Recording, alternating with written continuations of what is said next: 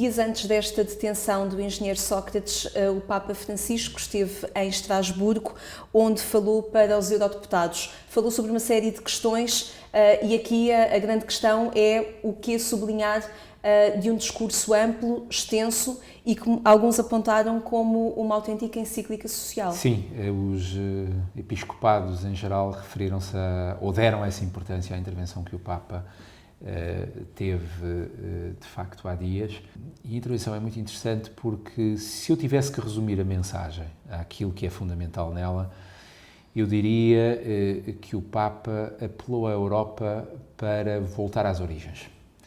Voltar às origens no sentido de ser uma comunidade humana, ser uma comunidade de pessoas e de sentimentos e não ser apenas uma comunidade, como ele diz, dominada por interesses multinacionais abstratos. Portanto, uma Europa dominada pela economia, dominada pela técnica, dominada pela rentabilidade. Digamos que o Papa devolveu humanidade, ou apelou a que se devolvesse humanidade a uma construção que demasiadas vezes nos parece estritamente economicista ou estritamente institucionalista.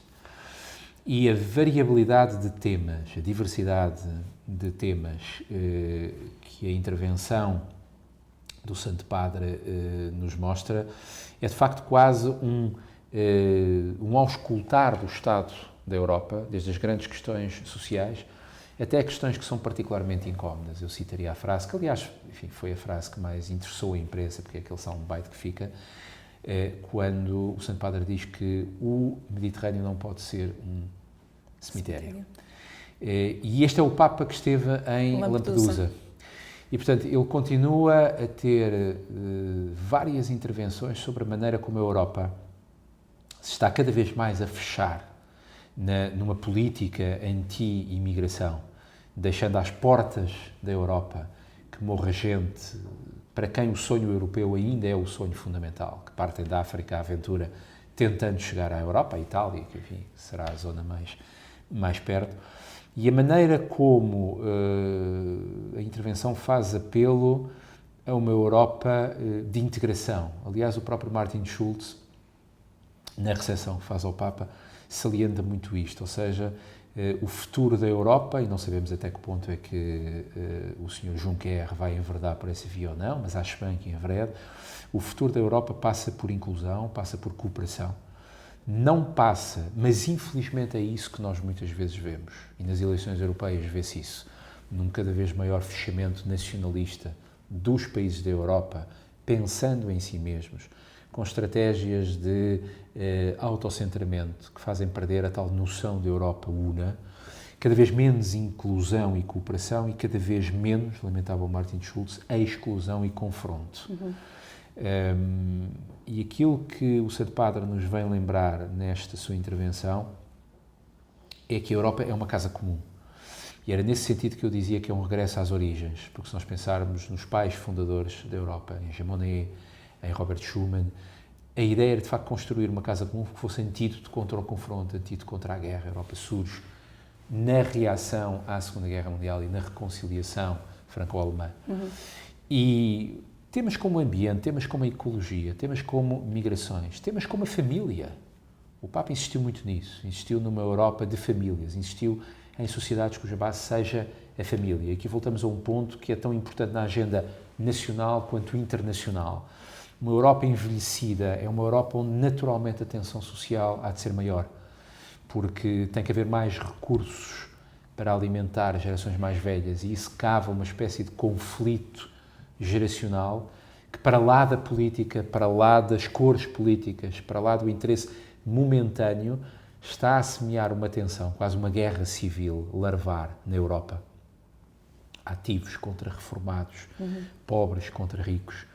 E o Papa vem lembrar, com o magistério espiritual que ele deu, não é um político, não faz política, mas tem a legitimidade moral e tem o dever moral e tem a missão moral que nós lhe reconhecemos.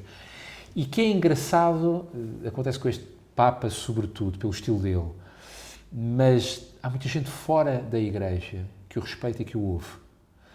Se calhar o respeita e o ouve tentando puxá-lo para uma agenda política que pode ter a formulação política A, B ou C. Mas o Santo Padre é uma figura ecuménica E nesse sentido o discurso dele à Europa, eu acho que ficará como uma espécie de magna carta daquilo que pode ser uma Europa para o século XXI, atendendo a que, como digo, o último Papa a falar à Europa nesta sede tinha sido João Paulo II. Em 1988. Quando o mundo era outro, quando a Europa era outra, quando a bipolarização ainda existia, quando a União Soviética ainda existia. Portanto, tanto quanto eu me lembro, o desafio na altura era uma futura reconciliação na Europa, porque estava-se nas vésperas da queda do muro na Alemanha, da própria implosão da Rússia Soviética.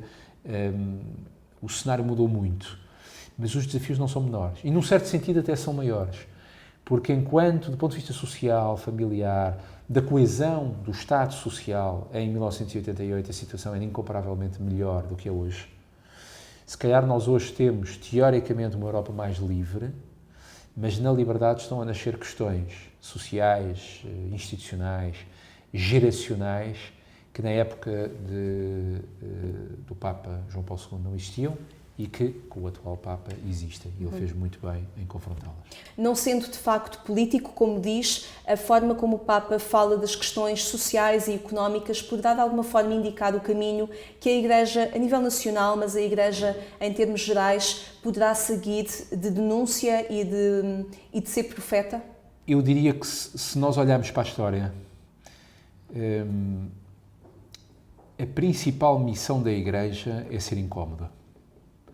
Não no sentido de ser subversiva, revolucionária, não é nesse sentido.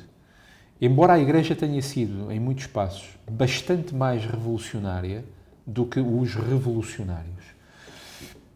Eu acho que a Igreja, as igrejas, as comunidades, desde o nível mais local, ao nível nacional, ao nível europeu, ao nível universal, como é a Santa Sé,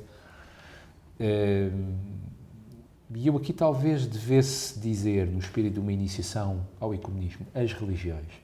Só não o digo convicto porque há religiões que são fundamentalistas. Mas a Igreja Romana sempre teve uma presença social importante, sempre teve uma doutrina social importante, que não é de hoje, que tem pelo menos 100 anos ou mais. Eu costumo dizer, isto enfim, tem uma conotação política, mas quem inventou politicamente a exclusão social, a marginalidade social, os pobres como tema, não foi Marx, não foi a esquerda, foi a Igreja. E não a inventou com fins revolucionários. Inventou porque reparou neles, porque é a primeira a reparar neles. E quando nós pensamos no magistério espiritual que as igrejas têm, e que a Santa Sé inspira as conferências episcopais nacionais a terem, cada vez mais nós vemos a Igreja surgir como uma espécie de Estado social substituto, quando o Estado social já não tem recursos, ou quando os Estados já não têm recursos. Cada vez mais nós vemos a Igreja na forma do padre, na forma do parco, na forma da associação de jovens, na forma de alguém que, ao contrário das ideologias políticas que normalmente falam na humanidade e querem salvar a humanidade, e constroem ideologias para a humanidade, realizáveis ou não. Eu acho que a doutrina social da Igreja cuida de homens concretos, homens e mulheres concretas no seu meio, na exclusão social, na miséria, na falta daquilo que é fundamental para uma vida humanamente digna. E não é por acaso que um dos temas da intervenção do Papa tem sido a dignidade humana, restaurar a dignidade humana. Políticas de emprego, políticas... Enquanto outros falam em fomentar o emprego para o desenvolvimento, a agenda da Igreja tem que ser fomentar o emprego, porque o emprego é uma das medidas da dignidade humana. Obrigada, professor, por mais uma vez olhar connosco a atualidade informativa. Até à próxima.